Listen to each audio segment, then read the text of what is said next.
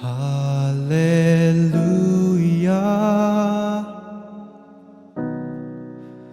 hallelujah, I live in remembrance.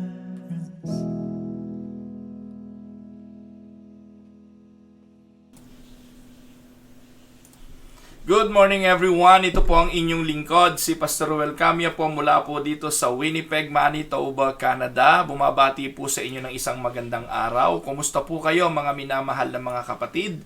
Kung ako naman po ang inyong tatanungin sa awa at biyaya ng Panginoon, ayos naman po, nasa mabuti pong kalusugan at ganun din po ang aking patuloy na idinadalangin sa bawat isa sa inyo. Ang kayo po ay pagpalain ng atin pong Panginoon.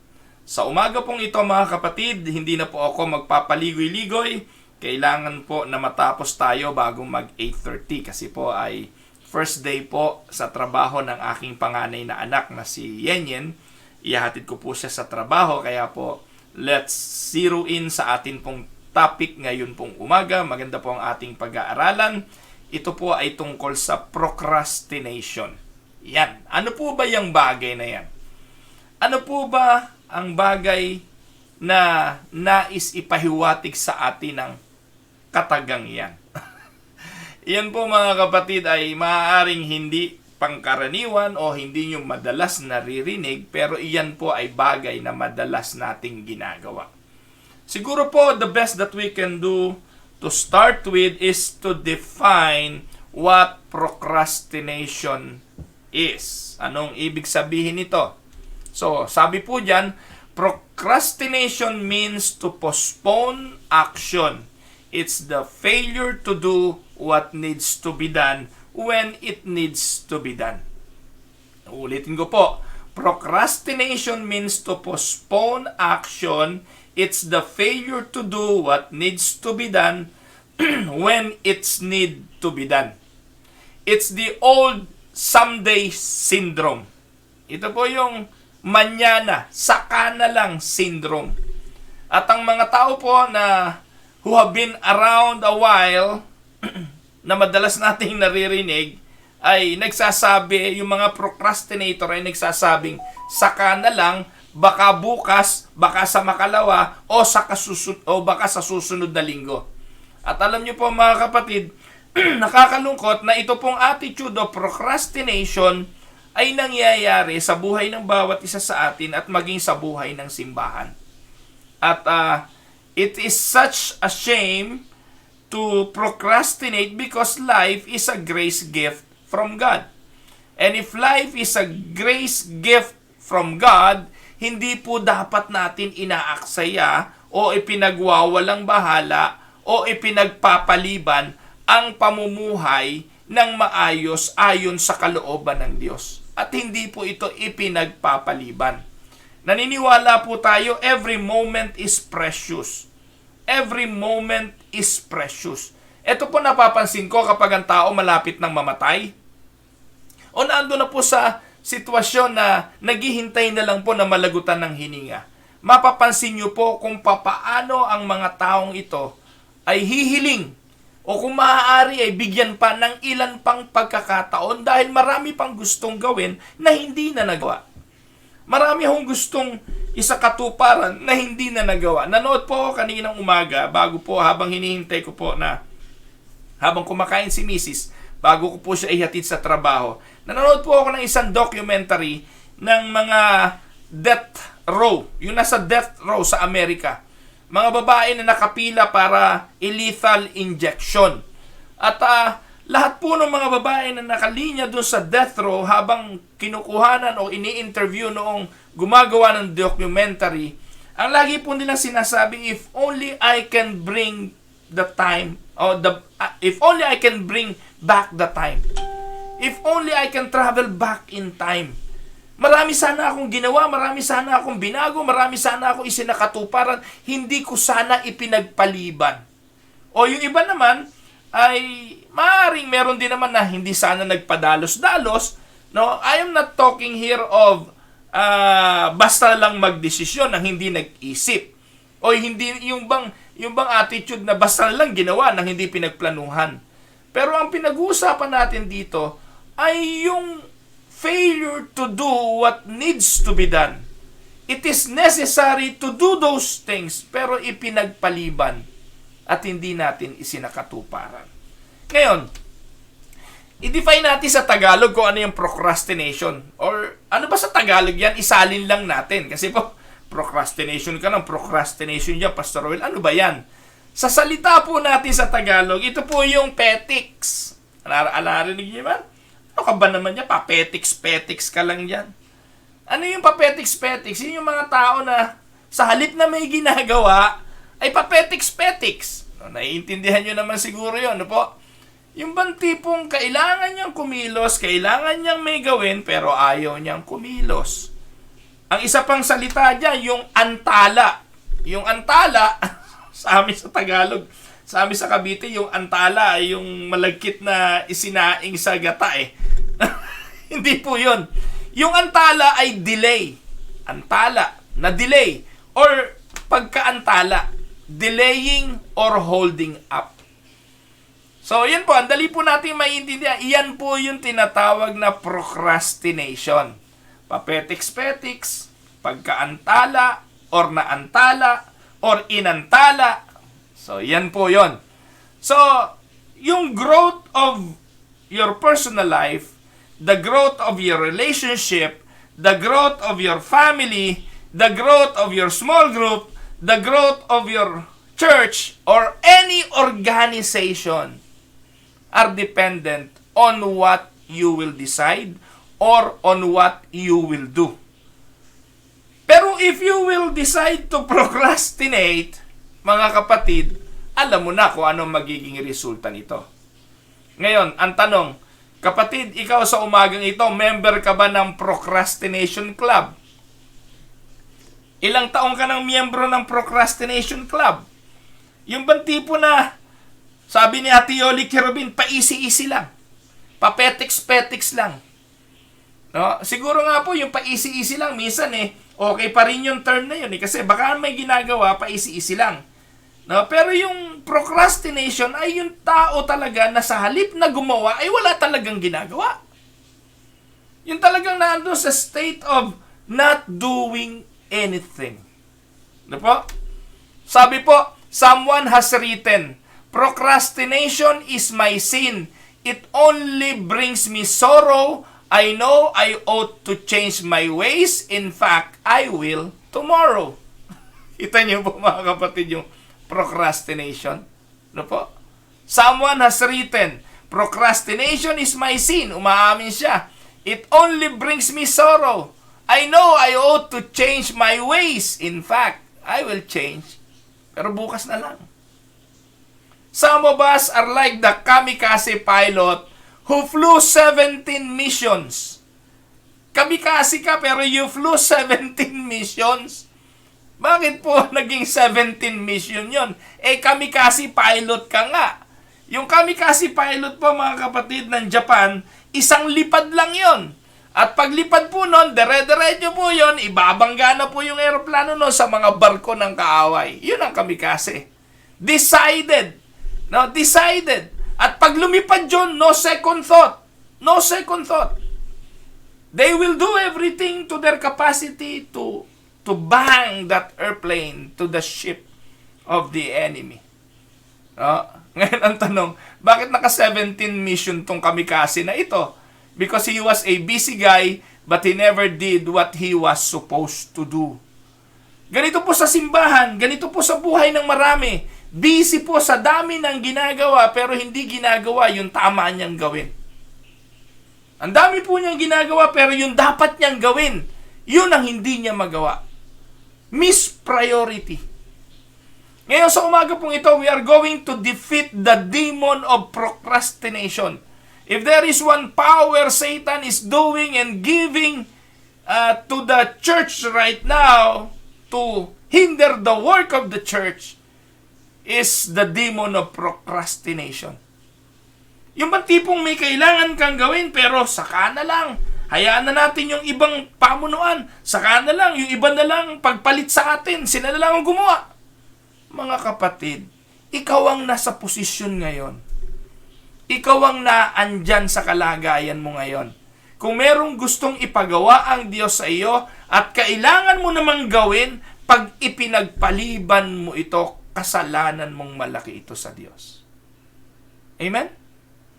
Kaya po sa umagang ito, we need to look at least 3 things when it comes to procrastination.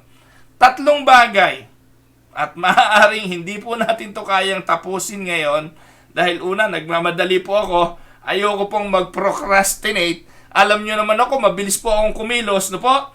Una po, aaralin natin yung cause of procrastination. Bakit tayo nagpo-procrastinate? Bakit tayo nagdi-delay? Bakit inaantala natin? Bakit tayo nagpapapetiks-petiks? Yun po yung una. Pangalawa, ano pong kabayaran ng procrastinating? Ano pong nagiging kabayaran o resulta ng pagpapetiks-petiks? Ngayon ang tanong, may cure ba yan? Yan po ang pag-aaralan natin sa pangatlong araw.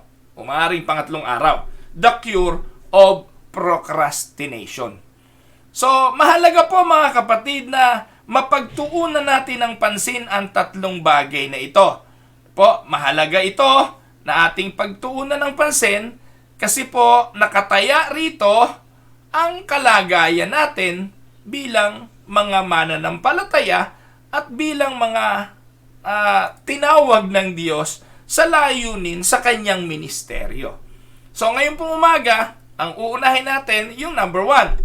Yun pong tinatawag na causes or cause of procrastination. So meron pong 4 na causes ng procrastination na atin pong pag-aaralan ngayong umaga. So ang una pong cause of procrastination ay yung tinatawag na indecision. Why we delay? Bakit nagpapapetiks-petiks? Bakit naaantala o inaantala natin? Ang una pong dahilan dyan, indecision. Sabi po ng King James Version ng James chapter 1 verse 8, sabi po dyan, a double-minded man is unstable in all his ways. Kaya po indecisive, kaya po nadidelay, kaya po naaantala, kaya nagpapapetiks-petiks, hindi malaman kung anong gagawin Ayaw magdesisyon. At maaaring itong statement na sasabihin ko may surprise you, but it is my opinion that you will make fewer mistakes by doing ahead and making decisions that you will be delaying and ultimately making no decisions at all. In other words, you will make more mistakes being indecisive than making no decision at all. Marami pong mga tao ang mas napapahamak, nakakagawa ng mas maraming mali dahil hindi nagpasya kesa doon sa ikaw ay nagpasya. Ano po? Minsan yung nag-decide, ginawa ang isang bagay at nag-fail, then at least alam niya kung paano na niya gagawin sa susunod kasi nag-fail na siya kesa doon sa taong hindi man lang nagdesisyon. At kapag hindi ka nagdesisyon sa isang bagay, basically, yung hindi mo pinagdesisyonan, failure na yon in the first place. Mga kapatid, it is always a choice naman For instance, you want to buy a toothbrush. Pag pumunta ka po sa supermarket, tiningnan mo yung daming klase ng toothbrush. May toothbrush na soft bristle, meron pong hard bristle, meron pong pang gentle sa gum, iba-iba Kaya po yung toothbrush lang, hindi mo na malaman kung ano pipiliin mo Isang araw po inutusan ako ni Dang bili mo naman ako ng toothbrush, yung soft bristle. Naku po mga kapatid, ubod po na, yung palang soft bristle lang, iba-iba pala yon. May number 1, may number 2, may number 3. Iba-ibang klase ng softness. Yung pong hard, yung magaspang, iba-iba pa rin klase, yung hard. Kaya toothbrush pa lang yun, sabi ko pambira, ganito pala klase to. Ako po mga kapatid, it doesn't matter as long as nalalagyan ng toothpaste at naibabrush mo yun, okay na sa akin Pero ganun po Ang tanong, alin kaya rito ang gusto ni Dang? Sabi ko, Tatlo pala tong soft? Alin kaya rito ang gusto ng misis ko? Kung uuwi pa ako at aalamin ko kung ano talaga gusto niya ron, baka umuwi akong walang toothbrush yung misis ko na magagamit. Alam niyo po ang ginawa ko? Sa loob-loob ko, mura naman bumili ako 3. Bili ko 3. 1, 2, 3. Sabi ko, mamili ka na kung ano gusto mong sabihin dyan. Kung ano gusto mong gamitin dyan. At least nagdesisyon ako, I will deal the consequences later on. Kung alin yung gusto niya, kung ano yung ayaw niya, so be it. At least I decided to buy. Kesa walang magamit ang misis ko. Minsan ganun kasimpleng mga bagay, mga kapatid. Maraming mga tao ang dapat nagdesisyon na sa isang bagay na dapat niyang gawin pero wala silang desisyon. Katulad po yan ng mga policies, ng mga batas, mga gawain sa loob ng simbahan na minsan 10 taon na iniintay, walang desisyon. Minsan po walang nangyayari, walang ginagawa. Ano pong nagiging bunga nito? Yung mga tao na naghihintay ng iyong pagpapasya, yung mga taong naghihintay ng iyong pagkilos, minsan sumasawa na, tinatabangan na sa iyong leadership, nawawalan ng gana sa mga bagay na yung gustong gawin. Especially sa mga leaders, sa pastor, sa church council. Yung mga members ng church, hindi naman sila magpapasya sa kinalaman sa affair ng church, kundi ang mga leaders. Kaya nga po mga kapatid, the downfall of an organization, lagi naman leaders And the success of the organization will also is also lay on the shoulder of the leaders. Kaya nga po, everything rise and fall on leadership. Kung paano magpasya, kung paano magdesisyon ang mga leader.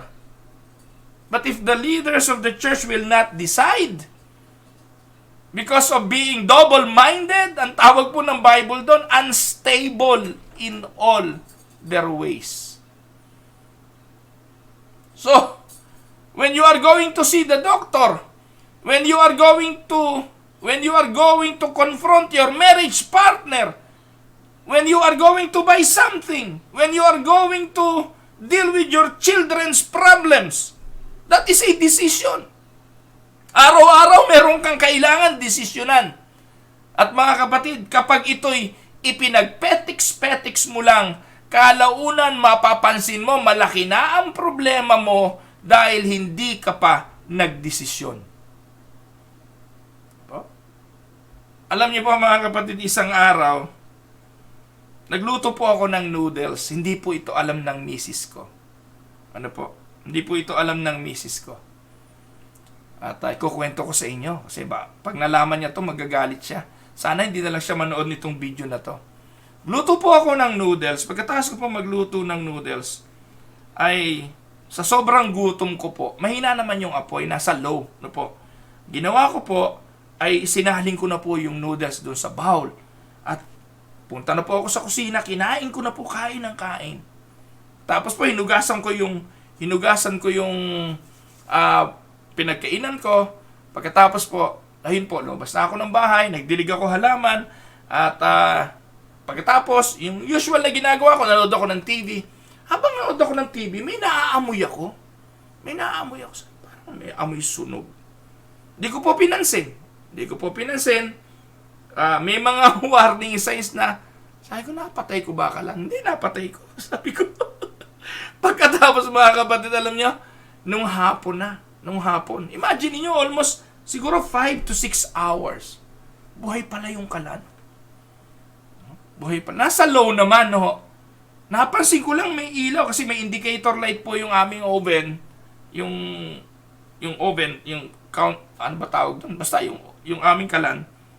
Nakita ko po, may ilaw. Imagine niyo kung may bumagsak doon na isang balahibo man lang o ano man, papel. Silab yun. Ano po, masisilab. Well, anyways, hindi naman siguro masusunog yung buong bahay dahil doon. Pero, ang point ko po doon mga kapatid, minsan may mga bagay na dapat dinisisyonan mo agad nung in the first place, naramdaman mo na may problema Dapat inalam mo na o tiningnan mo na or hindi ka na nagpapetiks-petiks. Minsan ganito tayo May indication na ng problema sa relationship ninyong mag-asawa, pero petiks-petiks lang. May indication na ng pagre-rebelty ng mga anak, petiks-petiks lang. May indication na that the church has a problem, pero wala kayong ginagawa, papetiks-petiks lang. Sa pag-aakala, nalilipas din ang mga bagay na ito. Marami pong ganito sa loob ng simbahan. Pinalilipas lang, pinalalampas lang sa pag-asa na iyan ay lilipas din. Pero tandaan po ninyo, pag merong bagay na tila magfe-fail, it will fail. And you need to decide on what to do right there and then. Yun po yung isa sa pangunahing cause ng procrastination. Pinagpapaliban, tinatamad marahil magdesisyon o ayaw magdesisyon. Pangalawa, perfectionism. Ito, problema to ng misis ko Ang misis ko po ay melancholic. Alam niyo naman yung mga melancholic na perfectionist yan. Ayaw po niya ng basta-basta lang. Kung gagawin mo din lang at hindi ayon sa gusto niya, wag mo nang gawin. Kaya recently mga kapatid, gumawa po kami ng planter, yung taniman ng halaman. Ano po? Bago po namin nagawa, 1 linggo yata Matagal kasi po, sukat dito, sukat doon, ayon sa kanyang plano, ayon sa kanyang gusto. To be honest, maganda naman. Maganda naman. Pero habang ginagawa po namin yon, talaga hong tumatagal ang proseso. Minsan po mga kapatid, habang ginagawa yon, kakairingan na po kami. Dumating po yung panahon, sabi ko sa kanilang mag-ina, kayo na nga lang gumawa niya, naupo po ako. Pinanood ko na lang sila habang ginagawa. Pero kalaunan, hindi ko rin naman matiis. Bumalik po ako, tinulungan ko po sila. Sabi po na Ecclesiastes chapter 11 verse 4, if you wait for perfect conditions, you will never get anything done. Ito po sabi ng Ecclesiastes kung hihintayin mo ang perpektong kondisyon, wala kang magagawa. So if you expect perfection out of the economy, out of yourself, out of your spouse, out of others, you will never make decision. You will not decide. Because conditions and things are never perfect. Kailan yung perpektong oras? Kailan yung perpektong panahon? Kailan yung perpektong bagay? Wala namang perpekto Tama po ba? Ngayon kung maghihintay ka ng pagdating ng perfect time, you will not get anything done. Alam niyo po ang pagkakaiba ng mga nagtatagumpay sa hindi nagtatagumpay? Halimbawa, bigyan ko example, parehong gumraduate sabay. Bakit yung isa nagtagumpay agad at yung isa hindi? Una, marahil, ito pong sabay na gumraduate na ito, yung isa pumasok agad, naghanap ng hanap buhay o nagtayo ng negosyo, samantalang itong isa, nagpapetiks-petiks muna. Nakuha niyo po mga kapatid? Ngayon, tatanungin mo sa akin, ba't ang ating simbahan parang hindi umuusad? Bakit ang ating simbahan ay kulang sa mga growth and development? Bakit ang ating simbahan ay napag-iiwanan? Well, dahil ba mahina tayo? Dahil ba wala tayong resources? Dahil ba sa kulang tayo ng mga bagay na meron sila? Palagay ko po, hindi yun ang problema Ang problema natin napakahina nating magdesisyon. Ipinagpapaliban natin yung mga importanteng pagpapasya at naghihintay ng perpektong opportunity para gawin ang mga desisyon. Mga kapatid, perfectionism is something na hindi naman realidad. No? Mga kapatid, tandaan po ninyo, there will always be 100 reasons why this is the wrong time to trying anything new or different. There will always be 100 reasons why things will break up. Things will explode. Things will not be done. Napakarami nun. Kaya kung lagi natin titingnan huwag natin gawin, baka ganito. Naku, wag natin gawin, baka ganoon. Marami yon, 100 reason makapagbibigay kayo kung bakit hindi dapat gawin. Pero tandaan po ninyo, the successful person is the person who takes action. Who takes the offensive, even though the possibility for failure always looms on the horizon. Buti na lang si Martin Luther nagdesisyon. Hindi nagpapetiks-petiks. Buti na lang si Noe. Hindi nagpapetiks-petiks. Kung hindi, umuulan na, hindi pa tapos ang barko. Nakuha niyo po mga kapatid? Buti na lang ang Panginoong Jesucristo, hindi muna nagpapetiks-petiks. Saka na lang. Pag edad ko na ng 60, saka ako pupunta sa krus ng Kalbaryo. Enjoy ko muna. Nakuha niyo po mga kapatid ang pinupunto ko. So always look out for indecision and watch out for perfectionism. No? Yan po mga dalawang dahilan kung bakit po, yan po ang causes rather ng tinatawag na procrastination.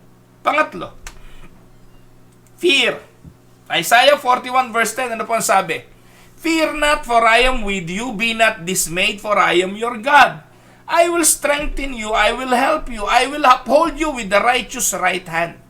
Kung ikay Kristiyano at alam mo ang mga talatang ito, anong dapat mong ikatakot sa mga pagpapasya?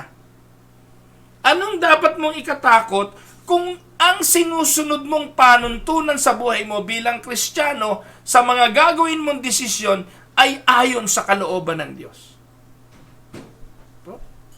Tandaan po ninyo mga kapatid, none of us want to fail. But we all struggle with fear of failure, the fear of man, the fear of rejection, the fear of being alone. Ito ang dahilan kung bakit tayo mga kapatid ay nagpo-procrastinate.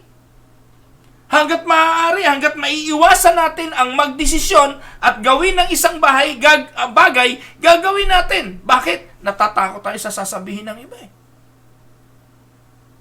Natatakot tayo sa sasabihin at opinyon ng nakakarami. Alam niyo po kung bakit maraming bagay hindi nagagawa sa loob ng simbahan? Ipinagpapaliban na lang. I-table na lang natin yan. Alam niyo, mga council meeting, di po ba? Pag nagmi-meeting yung council, kapag ayaw nilang desisyonan, isang mungkahi lang katapat niyan eh. Ano pong mungkahi yon? Yung isa magmumungkahi, i-table na po natin yan. Biglang may tatayo, pinapangalawahan ko po. Tapos na, hindi na yung pag-uusapan. Huwag na natin pag-usapan yan. Hindi natin masusolusyonan yan. Lalo na kung may kinalaman sa mga mahalagang desisyon, katulad ng international missions, gawain sa ibang bansa, yung mga bagong karanasan, saka na lang yan. At kate-table, abot po yun ng 9 years. Minsan 10 years. Hanggang sa kalaunan, dahil hindi pinagpapasyahan, nawala na. Wala na kayong pagpapasyahan kasi nawala na. Nakuha niyo po mga kapatid. And one factor for indecisions and why many people are in a state of procrastination because of fear. Sabi nga ni Mark Twain, courage is resistance to fear. Courage is the mastery of fear, not the absence of fear. Yung katapangan ay mastery of fear, not the absence of fear. If you are going to do anything, change anything, you have to deal with fear. You need to master your fear. Alam niyo po mga kapatid, yung leader na mahusay ay leader na matapang. Ang leader na nagtatagumpay ay leader na na-master yung kanyang takot. Yung humarap sa inyong harapan at manindigan tungkol sa doktrina, kaya po yung iba natatakot magdoktrina. Una, natatakot magkamali. Lalo na po ngayon mga kapatid, no? Social media. Magdoktrina ka sa Facebook. Yung ganito, nako po, asahan mo, katakot-takot na basher ang aabutin mo. No? Magkamali ka lang ng verse, katakot-takot na comments. Bashing. Ito ang dahilan kung bakit yung iba, wag na lang, wag tayo mag-doctrine. Delikado yan. Kaya, yung mag-devotion, magbigay ka na lang ng isang verse at expound mo to. Wala akong mali dun eh. Kung ano opinion mo, gawin mo. Kaya yun ang ginagawa ng marami. Pero yung mag-doctrine, halimbawa, doctrine of God, doctrine of Christ, nako, mahirap yan. Hindi yung pwedeng basta-basta lang yan. Inaaral po yan. At dahil po doon, yung iba, tinatamad or natatakot. Kaya yung pastor mo, tanungin mo, pastor, pa tayo ka mag-doctrine? Yun lang ang dahilan nun. Takot. No? Natatakot na yung kanyang ituturo ay sablay sa tunay na doktrina ng simbahang kanyang pinaglilingkuran. Or rather, baka naman talagang walang alam sa doctrine. Yabang mo, Bishop Ruel. Sabihin na po ninyo mayabang. Kung ano na gusto nyong itawag. Pero, yun po yung tapang eh. Hindi po yung kawalan ng takot. Kawalan ng dahilan para matakot. Lagi namang merong dahilan para matakot eh. Pero kailan ka magpapasya? Kailan mo gagawin ang isang bagay? Pag wala na yung kinatatakutan mo? No. Yung courage ay yung gagawin mo ang pagpapasya sa kabila ng natatakot ka. That's courage. Ano po? The fear of making hard choices. Marami po ako nakausap ng mga tao na nagsasabi sa akin ang kanilang mga suliranin. When they come to me, they have often identified their problems. Alam naman nila yung problema nila eh. They know what their problem and what is costing them about the problem. Alam nila yung problema, alam nila yung resulta ng problema, at alam naman nila ang solusyon sa kanilang problema. Pero ano po ang problema? They are hesitant on making the hard choice. May kausap po ako isang ina ng tahanan, isang asawa, na nahuli niya yung kanyang asawang lalaki na may ginagawang kalokohan. Merong affair yung kanyang asawa. Alam niya kung anong dapat niyang gawin. Alam niya kung anong dapat niyang desisyon. Pero hindi siya makapag-desisyon. Bakit? Natatakot siya sa resulta ng kanyang desisyon. Hindi ko po sinasabing huwag ninyong pag-isipan ang inyong desisyon. Kaya mahalagang humingi ng counsel. Mahalagang humingi ng pagpapayo. Mahalagang may kakausap sa iyo na bibigyan ka ng matinong payo. Kasi kung ang hihingan mo ng payo, yung kumari mo na automatic, kakampi mo yan. Automatic na susulsulan ka niya na hiwalayan mo na yung asawa mong babaero. Eh humingi ka nung hindi nakakaalam ng sitwasyon, hindi parehong malapit sa inyo, kung hindi makikinig at bibigyan ka ng tamang perspektibo. Pagkatapos nun, magdesisyon ka pa rin. At hindi pwedeng ipagpaliban. Dahil kalaunan, kapapaliban ng kapapaliban, ano nangyari? Naku, si Mister na may affair, nakabuntis na. Nagkaanak na, 1, 2, hanggang 3. Kailan ka magdidesisyon? Kapag 2 pamilya na kayong sinusuportahan? You need to make a decision right away. Confront the issue. No? Kasi kung yung confrontation, kinatatakutan. Naku, baka tanggalin niya yung allotment, baka tanggalin niya yung sweldo namin, hindi ko pa kaya yung paaralin yung mga anak ko. Tama po yun. Legitimate fear yun. Pero ang tanong, hahayaan mo na lang ba ito?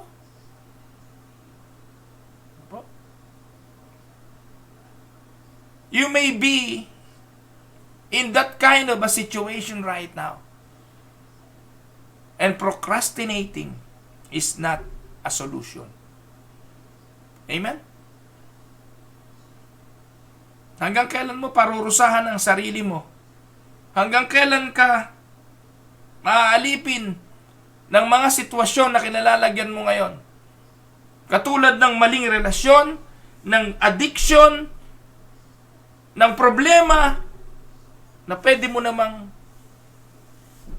takasan o pagtagumpayan rather, sa halip na manatili ka dyan at ipagwalang bahala. Tandaan niyo po mga kapatid, we are confronted with fears at every level of life. Fear of not being good enough, so you don't serve. Fear of being embarrassed, so you don't share your opinion. Fear of dying, so you take no risk. Sa simbahan, may pangangailangan sa paglilingkod, pero yung takot mo na hindi ka karapat-dapat doon, I am not good enough for that position, you don't serve. Yung takot na mapahiya, kaya hindi ka na lang magbibigay ng opinion. Yung takot na mamatay, kaya you don't take risk. Mga kapatid, tandaan po ninyo, fear creates an interesting phenomenon in our lives. Ano yung phenomenon na yon? Tingnan niyo po ang sabi ni Job. Sabi ni Job, what I feared has come upon me. What I dreaded has happened to me. Ito ang nililikha ng takot. Hindi niyo po ba napapansin? Yung kinatatakutan ninyo, nangyayari. Yung kinatatakutan ninyo, nagaganap. Yan po sabi ni Job eh. What I feared has come upon me. What I dreaded has happened to me. Fear has a way of setting your course and charting your destiny.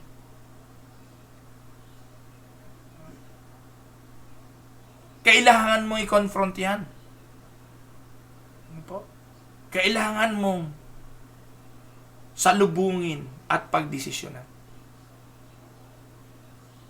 Mga kapatid, yung maliit na ahas, pag hinayaan mo, ano mangyayari? Mawawala ba yung ahas? No. Lalaki lang yung ahas. Yung apoy, na maliit pa ang spark, sa pamamagitan ba ng paniniwala na mamamatay din yan, ay makakasiguro kang mamamatay yan? No, lilikha ito ng malaking sunog. Kaya kailangan pong desisyonan. Itong mga kinatatakutan natin na to sa ating buhay, hindi ipinagwawalang bahala. Dapat po itong dinidesisyonan. If you are procrastinating because of fear, ask yourself the question, what is it that I am afraid of? Then decide today to face your fear. Amen? Panghuli, pang-apat, laziness. Ayan po. Why people procrastinate? Tamad lang. Alam niyo pong katwiran niyan, tamad. Hindi na baling tamad, di naman pagod. Proverbs 13:4. Ano pa sabi? Lazy people want much but get little. Yung mga tamad, maraming gusto pero walang nakukuha. Bakit? Tamad nga eh. Alam niyo po mga kapatid, tayo po yung generation. Okay, sa bagay, hindi lang itong generation na to. Every generation, I guess. We want it quick. We want it easy. We always want the quick fix. Sa tingin niyo po ba, paano ibinebenta ang mga libro? Sa title pa lang ng mga books. Ano po? Kung ikaw ay, ano tawag doon? Nagbebenta ng libro. Gagawa ka ng libro. Sa tingin mo kaya mabebenta yung libro mo kung ang title 5 Hard Ways to Make Money? 5 Hard Ways to Make Money. No! Para mabenta yung libro mo, gagawin mo ay 5 Quick Way to Get Money. 5 Easy Way to Get Money. Ganun po yun. Ano po? Halimbawa, how to solve the marriage. 5 easy ways to solve the marriage. Yun ang tama. Yun ang ilalagay. Meron ba maglalagay na 5 difficult ways to solve marriage? Exercise. Di ba? Sa exercise, ilalagay po ng mga writer yan. The easiest way to lose fats. The easiest way to be sexy. Hindi naman ilalagay doon na 5 difficult ways to get healthy. Di po ba? Yung mga titles nito, mapapansin nyo yung commonality of words like quick, simple, easy steps. There is a reason for that. The publishers know that it doesn't contain quick, simple, and easy as icing on the cover because you won't buy it. Alam naman nila na ang laman nun hindi naman talaga easy. Because there is no easy way to get healthy. It isn't easy to lose weight. It isn't easy to have a great marriage. It isn't easy to make money. It isn't easy to get along with people. It isn't easy to be a Christian. Hindi yun totoo. Pero bakit nabebenta yung mga libro? Kasi ang mga tao ay totoong tamad. Gusto ng tao, quick fix. Ang gusto ng tao, the easy way. If everything were easy, mga kapatid, life would be a breeze. Then how many of you know life isn't a breeze? Di ba ang buhay nga hurricane eh. Ang buhay nga tornado. It is filled with storms, hard choices. And if you are lazy, you won't do it. You will not survive in this life if you are lazy. Even the Bible. Ano sabi ng Bible? Huwag pakainin ng tamad. The spirit of procrastination whispers to you, if you delay the decisions, the problem will get easier. But listen, bad doesn't get better longer. If your front end tire ay yung ball joint ay hindi na ayos, ano pong mangyayari? Alam niyo po paano kung ipapaayos mo yung ball joint mo? Mura lang yun. Pero pag pinabayaan mo yon, hindi lang ball joint ang problema mo kasi hindi naman masosolusyonan na yon. Kalaunan, 2 gulong mo sa harapan, papalitan mo na rin kasi kapag misalign ang gulong, hindi po yan kakain ng parehas. Kalbo na yung gulong na isa, yung isa medyo hindi pa. Hindi mo na na-fix yung ball joint, mag-fix ka pa ng panibagong gulong. Nakuha niyo po ang punto ko. Every good doctor will tell you that the early detection is the key to survival. Yan po yung sinabi ng doktor, ng cancer care doctor kay misis ko. Mabuti na lang na-detect ng maaga. Early detection is the key to survival. Maybe you are in a business and you have employee that is toxic to the organization and not doing well. You know you have to cut this guy loose. But you're hoping, no? And you are hoping na someday this guy will be better. I want to tell you something. He won't get better if you wait. If you want that guy to be better, confront him. Sabihan mo, bigyan mo ng ultimatum, pag hindi ka nagbago, tatanggalin kita. That is the proper way. Pero indecision and being lazy to confront, kaya po, ang daming palpak na pastor. Ang daming palpak na leader ng church. Dahil hindi natin kino-confront. Natatakot tayo na i-confront, baka umalis. Yung mga member sa loob ng church, kaya po nagpapalaki tayo ng mga kambing sa loob ng simbahan. Takot tayo na i-confront. Nangangalon niya na sa loob ng simbahan. Di natin masaway kasi malaking giver. Malaking magbigay. O si pastor, petiks-petiks lang. Sabi ni pastor, lilipas din yan. Mamamatay din yan. Mga kapatid, gaya ng sinabi ko, yung maliit na ahas, hindi po yan liliit na ahas. Ang patutunguhan yan, palaking ahas. Yung apoy, hindi po yan mamamatay. lalaki pa ng lalaki ang apoy. Ecclesiastes 8:11.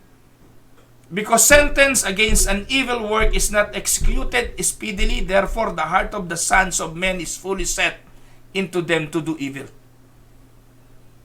Hindi po pinagpapaliban. Sentence against an evil work is not executed speedily, therefore, ano mangyayari? The heart of the sons of men is fully set in them to do evil. God's remedy against sin and evil is quick and severe action. Evil does not get better if you neglect it. Evil doesn't redeem itself. Naalala niyo po mga kapatid kung bakit si Hitler ay naging Hitler? Noong 1938, bigyan ko kayo ng konting history. Yung British Prime Minister na si Neville Chamberlain, pumirma po siya ng kasunduan kay Hitler sa Munich. Po, yung Munich Agreement. Pumirma sila ng kasunduan ni Adolf Hitler in hopes that if they gave Hitler a little, he would go away. You know what happened? That's history. He didn't go away. Some of our tree-hugging pacifists in our country and in our church need to wake up. If you are making a nuclear bomb by the side of my home, if you are my neighbor and if you are doing nuclear bomb, I will do everything I can to stop you. Kung gumagawa ka ng kalapastanganan para sa pamilya ko, titindig ako, maninindigan ako, sasawayin kita. Hindi matuwid ang ginagawa mo. Ganon din sa loob ng simbahan. May mga kapatiran gumagawa na ng bomba ng pagkakampi-kampi. May gumagawa na ng mga kabulastugan sa loob ng simbahan. Si pastor may mga kabastusan ng ginagawa and yet, hindi natin sinasaway. Pinagwawalang bahala sa paniniwala na lilipas din yan. Mga kapatid, gaano karami ng procrastinating actions dapat? O marami ng bagay na dapat na ginawa pero hindi nagawa because of procrastination. Panghuli, your health, your heart, your business, your church isn't going to get better longer. You are going to have to deal with it. Tandaan po ninyo. What do little rattlesnake become? It will become big rattlesnake. Kapag hindi mo to pinagpasyahan at ipinagpaliban lang, ikaw ang mapapahamak at tutuklawin ito. Mga minamahal na mga kapatid, ipagpaumanhin na po ninyo. Gaya po ng sinabi ko, 8:20 na po. Kailangan ko po na pong umalis. At dahil po yung aking anak ay ihahatid ko po sa kanyang unang trabaho. Please pray for him.